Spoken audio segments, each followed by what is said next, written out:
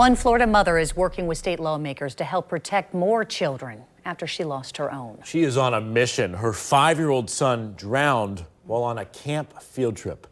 Amanda spoke with her, and this is part of a troubling trend, Amanda, specifically affecting the Black community. Absolutely. And we all know that drowning does not discriminate, but Black children are 3 times more likely to drown than white children, according to the CDC. Keisha Reese's 5-year-old son, Kareem, is part of this troubling statistic. And after getting that devastating phone call, Reese is now more determined than ever to make sure children statewide are safe in the water.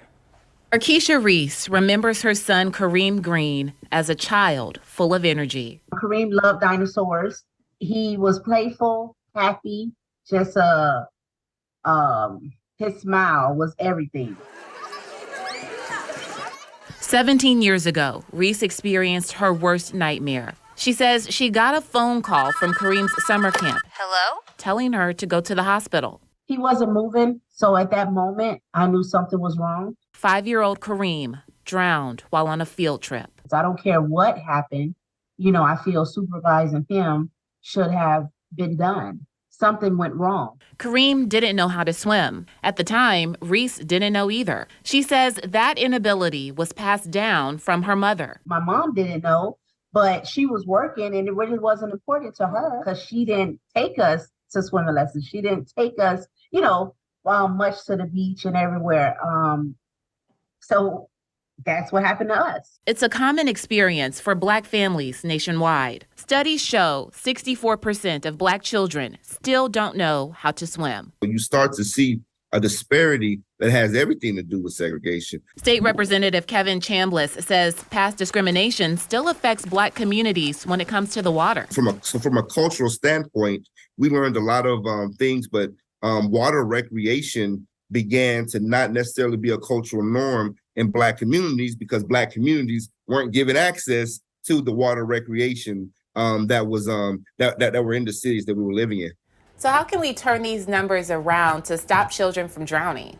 We have to take the cost away because I think that by having there being a cost associated with that, then you're going to have an economic gap between different communities on who knows how to swim and who doesn't. Reese is doing just that through the Team Kareem Foundation. She offers free swim lessons and CPR classes statewide. I stand behind C, which is supervision, education, and environment.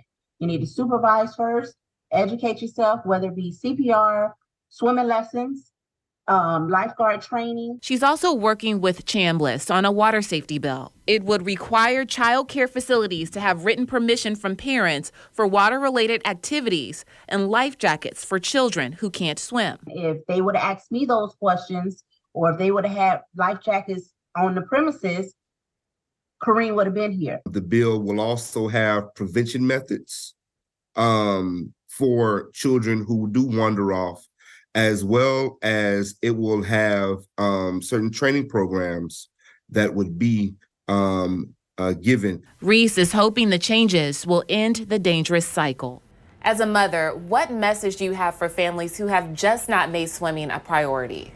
You could stop it. Like right now, you don't have to do what your mom, your grandma did. You can start with your kids.